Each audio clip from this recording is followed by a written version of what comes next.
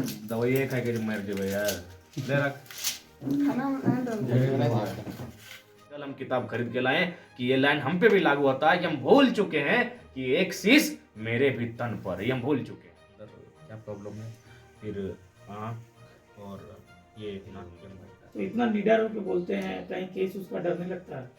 अरे उसी लिए कल हम दिन भर ये किताब तो एक ही लाइन के लिए किताब तो खरीदेंगे। मेरे पास रश्मि रथी ऑलरेडी था, लेकिन रश्मि रथी हम फिर जाके खरीदे क्योंकि मेरा जहन में एक ही वही बार बार कि आपको डर काहे नहीं लगता है, तो एक ही लाइन के लिए किताब को हम खरीदेंगे। वो लाइन कहाँ गया, पेज नंबर 104 याद किए हैं कि उस लाइन को थोड़ा सुनिएगा। मेरा माता को डर कहाँ से नहीं लगता है, वो कविता भी तो आपको सुनाना चाहेंगे। हाँ ये जब रश्मि रथी में कर्ण और अर्जुन के युद्ध के बारे में चर्चा है, तो उसमें कृष्ण मैंने अर्जुन से कहते हैं जब चारों तरफ कि कर रहा काल सा घोर समर, कर रहा काल सा घोर समर, जय का अनंत विश्वास लिए, है घूम रहा निर्भय जाने, भीतर क्या दिव्य प्रकाश लिए। जब भी देखो तब आंख गड़ी, सामने किसी अरिजन पर है। कृष्ण कह रहे हैं अर्जुन से कि जब भी देखो तब आंख गड़ी, सामने किसी अरिजन पर है। अरिजन यानी शत्रु। भूल ही गया है कि एक शीश अपने तन पर भी है। यानी कर्ण भूल चुका है कि एक शीश उसके भी तन पर है। वो जब भी उसको देख रहे हैं किसी अरिजन पर है, लेकिन वो भूल चुका है कि एक शीश उसके तन पर भी है। तो सेम एक लाइन के लिए कल हम किताब खरीद के लाए कि ये लाइन हम पे भी लागू होता है कि हम भूल चुके हैं कि एक शीश मेरे भी तन पर है। ये हम भूल चुके हैं। हमको बिल्कुल आभास ही नहीं कि मेरे सर मैंने धड़ पर एक सर है। हम अपने आप को मान ही चुके हैं कि शहादत होगी तो होगी, लेकिन पीछे नहीं हटेंगे। कि कर रहा काल सा घोर समर, जय का अनंत विश्वास लिए, हे घूम रहा निर्भय जाने, भीतर क्या दिव्य प्रकाश लिए। जब भी देखो तब आंख गड़ी, सामने किसी अरिजन पर है, भूल ही गया है एक शीश इसके अपने भी तन पर है। इसका अर्थ क्या हुआ? अर्थ नहीं समझ में। इसका अर्थ यह है कि वो शत्रु से लड़ने में इतना व्यस्त है कि उसको इस बात का आभास ही नहीं है कि उसका भी गर्दन है। तुम तो शत्रु के गर्दन काटने पर तुले हो, लेकिन एक गर्दन तुम्हारा भी वो भी कट सकता है, लेकिन कर्ण को यह आभास ही नहीं है। या तो ठीक उसी प्रकार मैंने जयराम महतो जो इन राजनेताओं को चैलेंज कर रहा है, इन भ्रष्ट IAS IPS को चैलेंज कर रहा है, इन तमाम माफियाओं को चैलेंज कर रहा है, उसका विपरीत परिणाम भी हो सकता है। ये जयराम महतो बिल्कुल भूल चुका है। जो होगा देखा जाएगा, बक्सा कोई नहीं जाएगा। लेकिन जब भी जयराम महतो स्पीच देते हैं एग्रेशन वाला, तो आदमी का रोंगटे खड़े हो जाते हैं सुनने वाले के। देखिए चूंकि हम लोग टाटा में तो कुछ लोग रो गए थे। हाँ रो गए थे, सही बात है। ये दिल से, हमारा स्पीच दिल से होता है। इसमें लिखा है खाली पेट, तो ये बोला खाली पेट यानी खाना नहीं खाए, तो ये बोला खाया गया है, आधा घंटा पहले का है। कल 3 को नया फिर प्रॉब्लम में आया है। गला में सूजन का है, ये कान के अंदर क्या प्रॉब्लम है, फिर आँख और ये नाक के अंदर, तो ऊपर 2-3 को नया प्रॉब्लम है। जब डॉक्टर के पास मिलने जाते हैं तो नया प्रॉब्लम फिर 2-3 को एक्स्ट्रा ऐड हो जाता है। तो बहुत इशू हो रहा है, शरीर भी डैमेज हो रहा है, बट क्या करें, मैंने लड़ना तो है राज्य के लिए। जब ठान लिए तो अब यहाँ पीछे और बैक होने का चांस नहीं बनता है। सुबह 8 बजे दवाई खाने का टाइम रहता है, 10:30 बजे है। सो क्या कीजिए, रात को लेट हो जाता है, मीटिंग करना फिर सभा करना, तो लेट हो ही जाता है। 9 बजे के पहले तो उठने का चांसेस भी नहीं बन पा रहा है। सुने थे 11 बजे आपका सभा है, पंचन पंचायत आशीर्वाद यात्रा। निकलेंगे बस, सब खाना खा के निकलेंगे। तो 10:30 यहीं बज गया। भागेंगे, बहुत स्पीड भागेंगे।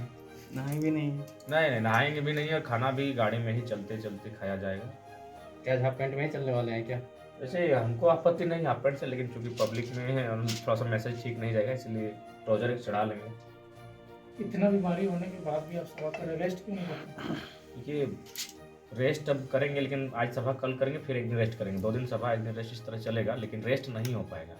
कहाँ समय बचा है, आचार संहिता लग जाएगा, और आप लोकसभा फतह करने की बात कर रहे हैं, मजाक नहीं है। जिनको देखिए हवा, हमने बार बार बोला कि हम लोग PhD के स्टूडेंट है, यथार्थ को समझते हैं। हवा जैसा कोई मैटर नहीं है। जयराम महतो जितना संघर्ष करेगा, उसका वोट का परसेंटेज उतना बढ़ेगा, उतना जीतने का चांसेस बढ़ेगा।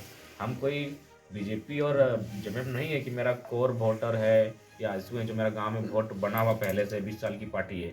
2 साल भी नहीं हुआ है, हमारी पार्टी 7-8 महीना पुरानी पार्टी है। तो हमें तो और फोकस हम कर रहे हैं अपने आप पे, तो जाहिर सी बात है हमें मेहनत बहुत ज़्यादा करनी है। लेटर पेड में आप लोग जारी करते हैं कि जन पंचायत आशीर्वाद कल आपका कसमार में था और अभी तक कुछ वहाँ के लोग आपसे मतलब कांटेक्ट करना चाह रहे हैं कि वो प्रोग्राम कैंसिल हुआ कि क्या? नहीं प्रोग्राम कसमार वाला होगा, लेकिन हुआ क्या बीच में मेरा तबीयत खराब हुआ तो उस दिन एक दिन डिले हो गया और एक दिन जमशेदपुर चले गए और एक दिन कोर्ट का डेट अचानक निकला। 3 दिन डिले हुआ, मतलब थोड़ा सा 2-3 दिन डिले होगा, लेकिन जो कार्यक्रम मेंशन हुआ है कार्यक्रम 100%। कल कोर्ट किस मसले पे गए थे? सिंदरी का जो केस था उसका बेल का मसला था, उसी मसले में गए थे। बेल मिल गया? हाँ बेल मिल गया और मैंने बेल मिलना भी चाहिए, बेल क्यों नहीं मिलेगा भाई। माननीय न्यायालय भी जानती है कि बच्चा लोग को पुलिस केस का मतलब ही होता है कि कुछ ऐसे नाम दो जिससे आपको किसी की दुश्मनी ही ऐसे नाम दे दिया जाए। पुलिस केस में जनरली भीड़ का केस का मतलब ही है कि आप 2 का नाम दे दी, वो 2 का नाम दे दिया,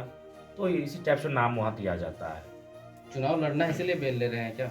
स्वाभाविक, चुनाव लड़ना इसीलिए बेल भी लिया जा रहा है, इसमें कोई आप चाहिए। पढ़े लिखे हैं, अच्छे एजुकेटेड है, चाहते तो नौकरी ले सकते थे, लेकिन फिर भी लोगों को वो निकल गए हैं 2 साल से झारखंड को जगाने के लिए, झारखंड के लोगों को हक अधिकार दिलाने के लिए चाहते तो नौकरी कर सकते। हाँ बिल्कुल, पीएचडी के छात्र हैं तो प्रतिभा है तभी पीएचडी तक पहुँचे हैं। पीएचडी हर गांव, मेरे ही गांव में मात्र हम लोग दो ही जन पीएचडी कर रहे हैं अभी आज के डेट में, इतना बड़ा गांव है तो पीएचडी कोई मामूली विषय नहीं था। जब पीएचडी के हम छात्र हैं तो जाहिर सी बात है कुछ तो थोड़ी बहुत बात होगी, तो निश्चय ही इन फ्यूचर हम लोग अपना फ्यूचर को सिक्योर कर सकते थे। लेकिन मेरा मानना है कि अभी नहीं तो कभी नहीं। आखिर झारखंड के लिए कौन बोलेगा कि लगातार जो अतिक्रमण, जो कब्जा, जो यहाँ की हर प्रकार की परिस्थितियों को बदला जा रहा है, जनसांख्यिक परिस्थिति को बदला जा रहा है, भौगोलिक सीमाओं को बदला जा रहा है, यहाँ के कला संस्कृति, यहाँ की भाषा परंपरा को बदला जा रहा है, तो ये राज्य तो बिल्कुल हादसे की ओर चला जाएगा अगर कोई आवाज़ नहीं बुलंद करेगा तो। बड़े ही मुखरता से आप बड़े नेता, मंत्री, विधायक के बारे में बोल देते हैं सभाओं में या फिर कहीं पे भी, तो ये सब डाटा आपको मिलता कहाँ पे है? देखिए डाटा एक्चुअली जितने भी मंत्री लोग हैं ना उनका खास लोग ही देता है, भले वो मंत्री है लेकिन परेशान तो वो भी है। अन्याय से वो भी परिचित है कि मंत्री जी अन्याय कर रहे हैं, तो चोरी छुपे हुए डाटा वही लोग हमें प्रोवाइड करते हैं। तो इतना